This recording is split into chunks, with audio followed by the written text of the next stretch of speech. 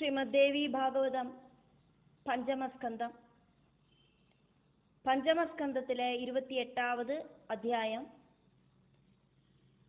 അത് അഷ്ടവിംശോ അധ്യായ. മംഗളകരമാണ് 28ാவது അധ്യായം.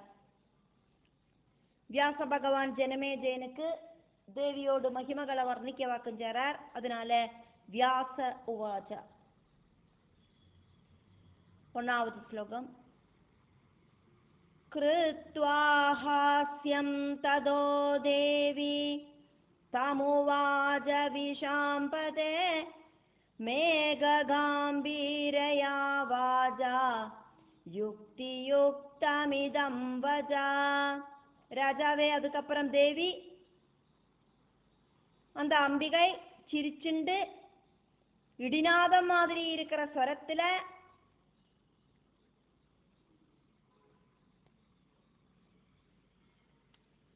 அந்த அசுரன் கிட்ட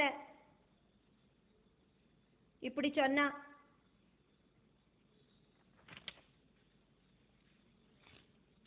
ரக்தபீஜன் அப்படிங்கிற அசுரன் கிட்ட இப்படி சொன்னா. 2வது ஸ்லோகம். பூர்வமேவ மயா ப்ரோக்தம் மந்தாத்மன் கிம் விகத்தசே தூதஸ்யாக்ரே யதா யோக்யம் வஜனம் ஹித சம்யுதம். முட்டாள், நீ என்னத்துக்காக்கும் இப்படி வாயை போட்டு அடிக்கிறாய்? தூதன் கிட்ட நான் ஆல்ரெடி சொல்லிவிட்டதாக்குமே எல்லா விஷயங்களும்.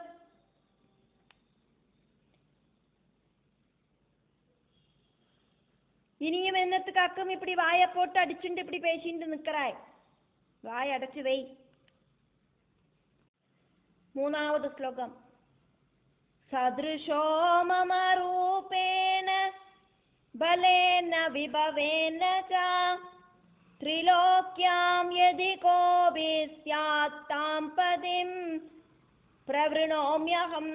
ரூபத்திலையும் பலத்திலையும் விபவத்திலையும் எனக்கு ஈக்குவலான ஒருவன் 3 லோகத்துல எங்கேயாவது இருந்தானா அவனை நான் கணவராயிட்டு சீகரிக்கிறேன் அப்படின்னு நான் ஆல்ரெடி சொன்னதாக்குமே.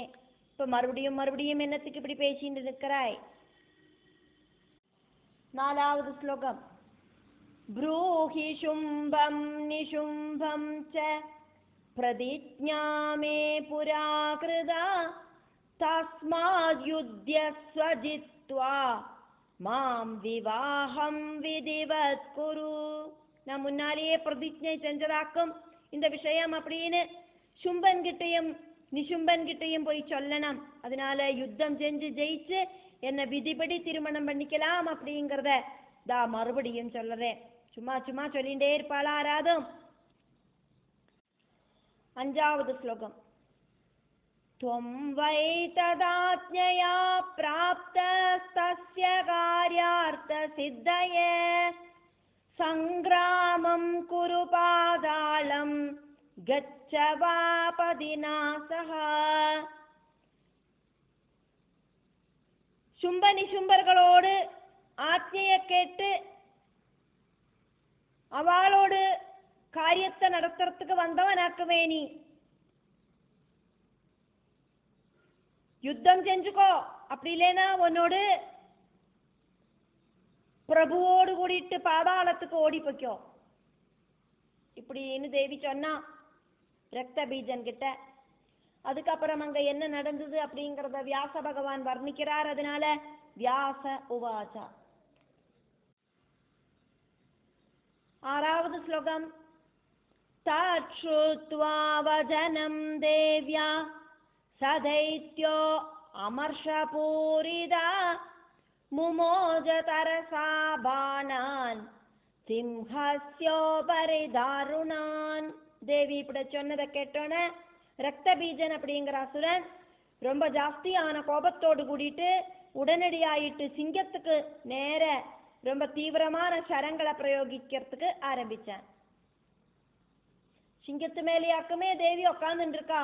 அதனால தேவி உட்கார்ந்துட்டு இருக்கிற அந்த சிம்ஹம் அப்படிங்கிற வாகனத்தை துரோகிக்கிறதுக்கு ஆரம்பிச்சான். ഏഴാவது ശ്ലോകം. അംബികാതാൻ ശരാൻ വീക്ഷ്യ ഗഗനേ പന്നഗോപമാൻ ചിച്ഛേദസായകൈസ്തീഷ്ണൈർ லகுஹஸ்ததயாச்சனால். சர்ப்பதுல்யங்களாயிருக்கிற நாகாஸ்திரங்களை தொடுத்து விட்டான். வானம் வழியா வர அந்த நாகாஸ்திரங்களை தேவி அதை விட ஸ்ட்ராங்கான சரங்களால ரொம்ப ஈஸியாயிட்டு கட் பண்ணி போட்டா. எட்டாவது ஸ்லோகம். அந்யைர்ஜகான விஷிகை ரக்தபீஜம் மகாசுரம் அம்பிகா சாப நிர்முக்தை கர்ணாகிருஷ்டை சிலாசிதை. பெரிய அசுரனாயிருக்கிற ரக்த பீஜனோட நேர காது வரைக்கும் ஞான வலிச்சு ரொம்ப டீப்பான நிறைய சரங்களை தொடுத்து விடவும் செஞ்சா தேவி. ஒன்பதாவது ஸ்லோகம். தேவி பானஹத பாபோ மூர்ச்சாமாபரதோ பரி பதிதே ரக்த பீஜே தோ ஹாஹாகாரோ மகானபூத். அம்பிகையோட அம்புகள் சரீரத்துல தரைச்சு அந்த தேர்தட்டுல ரக்த பீஜன் மயக்கம் போட்டு விழுந்தான். ரக்த பீஜன் கீழே விழுந்தோன ஹா ஹா அப்படிங்கிற ஆக்ரோஷம் சத்தமா உண்டாகி வந்தது. அசுர சைன்யங்கள் எல்லாம் சத்தம் போட்டா. பத்தாவது ஸ்லோகம். சைனிகா சக்ருஷு சர்வே ஹதாஸ்ம இதி ஜாப்ருவன் ததோ பும்பாரவம் ஸ்ருத்வா சும்ப பரமதாருணம். சைனிகர்கள் எல்லாம் அச்சச்சோ எங்களுக்கு தலைவனாயிருக்கிற சும்பன் அனுப்பிவிட்ட ரக்த பீஜன் இப்போ கீழே விழுந்துட்டானே அப்படின்னு சத்தம் போட்டா. அந்த சைனிகர்களோடு சத்தத்தை கேட்டுட்டு சும்பன் என்ன பண்ணினான் அப்படின்னு சொல்லப்படுறது. 11வது ஸ்லோகம். உத்யோகம் சர்வ சைன்யானாம் தைத்யானாமாதிதேசஹ நிர்யாந்து தானவா சர்வே காம்போஜா ஸ்வபலைர்யுதா. அசுரர்களான எல்லா சைனிகர்களோடும் இப்படி சொன்ன.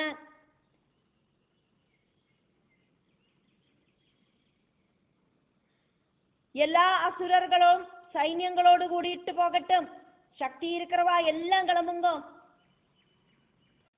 12வது ஸ்லோகத்துல சும்பன் சொல்ற மாதிரியும் ஃபர்ஸ்ட் லைன், 12வது ஸ்லோகத்துல 2வது லைன், அதுக்கப்புறம் அங்க என்ன நடந்தது அப்படிங்கறத வியாச பகவான் சொல்றார். 12வது ஸ்லோகம் ஃபர்ஸ்ட் லைன். அன்யே பிரதிபலாசூரா காலகேயா விசேஷதா. ரொம்ப ரொம்ப சக்தி இருக்கிற காலகேயன் தொடங்கின வீரர்கள் எல்லாம் முதல்ல போகட்டும். அதுக்கப்புறம் 12வது ஸ்லோகத்துல 2வது லைன் வியாச பகவான் அதுக்கப்புறம் என்ன நடந்தது அப்படிங்கறத சொல்றார். இத்யாஜ்ஞப்தம் பலம் சர்வம் சும்பேன சதுர்விதம். இப்படி சும்பன் ஆர்டர் போட்டோன சதுரங்க படைகள் எல்லாம் சேர்ந்து. 13வது ஸ்லோகம். நிர்ஜகாமமதாவிஷ்டம் தேவி சமரமண்டலே தமாகதம் சமாலோக்ய சண்டிகாதானவம்பலம். ரொம்ப அகங்காரத்தோடு கூடிட்டு தேவியுமாயிட்டு சமரம் செய்யறதுக்கு போர்க்களத்துக்கு கிளம்பினா முன்னால வர அசுரப்படைய பார்த்த தேவி என்ன பண்ணினா அப்படின்னு சொல்லப்படுறது. 14வது ஸ்லோகம்.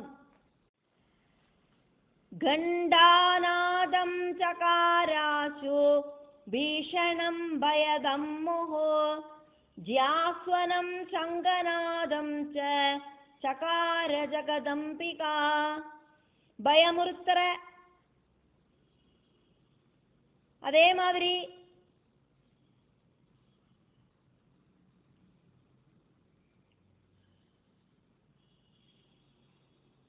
ஆத்ஞை பண்ற மாதிரி இருக்கிற மணிநாதம் முன்னெச்சரிக்கை கொடுக்கிற மாதிரி இருக்கிற மணிநாதத்தை மறுபடியும் மறுபடியும் முழக்கினா தேவி. அம்பிகை வில்லில அம்பு தொடுத்து ஞானொலியும் சங்கநாதமும் ஒருபோல ஒரே டைம்ல முழக்கினா.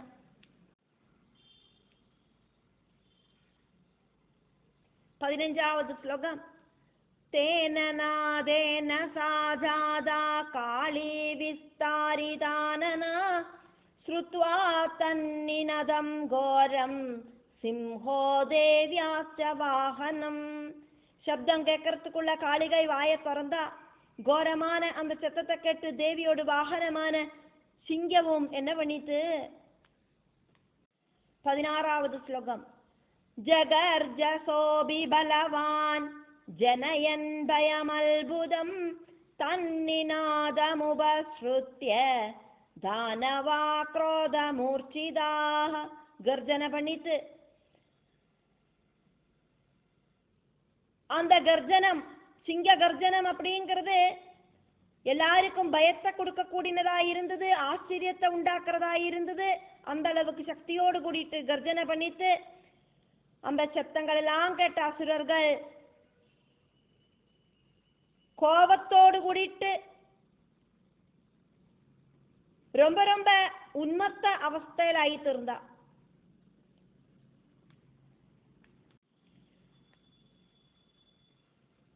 பதினேழாவது ஸ்லோகம். சர்வே சிச்சுபுரஸ்திராணி தேவீம் பிரதி மகாபலா தஸ்மின்னேவாயதே யுத்தே தாருணே லோமஹர்ஷனே. மகாசக்தர்களாயிருக்கிற அந்த அசுரர்கள் தேவியோடு நேர அம்புகளை வர்ஷிச்சா. சரீரத்துல முடியெல்லாம் எந்திருந்து நிற்கிற அளவுக்கு புல்லரிப்பான அந்த கோர யுத்தம் நடக்கிறத. 18வது ஸ்லோகம். பிரம்மாதீனாம் ச தேவானாம் சக்தயச்சண்டிகாம் யயோ யஸ்ய தேவஸ்ய யத்ரூபம் யதா பூஷண வாஹனம். பிரம்மா, விஷ்ணு, ருத்ரர்கள் இப்படி இருக்கிற திரிமூர்த்தி சக்திகள் சண்டிகையோடு கிட்டக்க வந்தா. அதே மாதிரி அஷ்டதிக் பாலகர்கள், ஏகாதச ருத்ரர்கள், துவாதச ஆதித்யர்கள் எல்லாரும் தேவியோடு பக்கத்துல வந்தா. அஸ்வினி தேவர்கள் எல்லாரும் வந்தா. எல்லா தேவர்களோடு ரூபம், எல்லா தேவர்களோடு வாகனம், எல்லா தேவர்களோடு வேஷபூஷங்கள் எல்லாம் சகிதமாயிட்டாக்குமவா வந்தா. பிரம்மாவோடு வேஷத்துல பிரம்மா வந்தார். மகாவிஷ்ணுவோடு வேஷத்துல சதுர்பாகுவாயிட்டு மகாவிஷ்ணு வந்தார். ருத்ரனோடு வேஷத்துல ருத்ரன் வந்தார். இப்படி எல்லாரும் அவாவாளோடு ரூபத்திலையும் அவாவாளோடு வாகனத்திலையும் அவாவாளோடு அலங்காரத்தோடு கூடியமாக்கும் வந்தது. 19வது ஸ்லோகம்.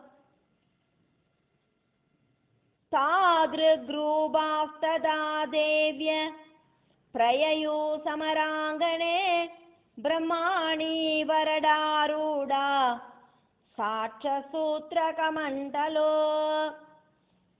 இப்படி திரிமூர்த்திகளும் ஏகாதச ருத்ரர்களும் துவாதசாதித்யர்களும் அஸ்வினி தேவர்களும் அஷ்டதிக்பாலர்களும் எல்லாம் அவாவாளோடதான சக்தி ரூபத்துல அந்த போர்க்களத்துக்கு வந்தா. அஷ்டசூத்திரவும் கமண்டலவும் தரிச்சுண்டு ஹம்சவாகனத்துல பிரம்மாணி ஆயிட்டு வந்தார். பிரம்மாவோடு சக்தி ரூபமாக்கும் பிரம்மாணி. 20வது ஸ்லோகம். ஆகதா பிரம்மண சக்திர் பிரம்மாணீதி பிரதிஷ்ருதா வைஷ்ணவி கருடாரூடா சங்க சக்கர கதாதரா. பிரம்மதேவனோடு சக்தி வந்துட்டா. அந்த சக்தி தேவி பிரம்மாணி அப்படின்னு ஃபேமஸ் ஆயிட்டா. கருட வாகனத்துல ஏறிண்டு சங்கு சக்கரம் எல்லாம் ஆயுதங்கள் தரிச்சுண்ட வைஷ்ணவ சக்தி அங்க வந்து சேர்ந்தா.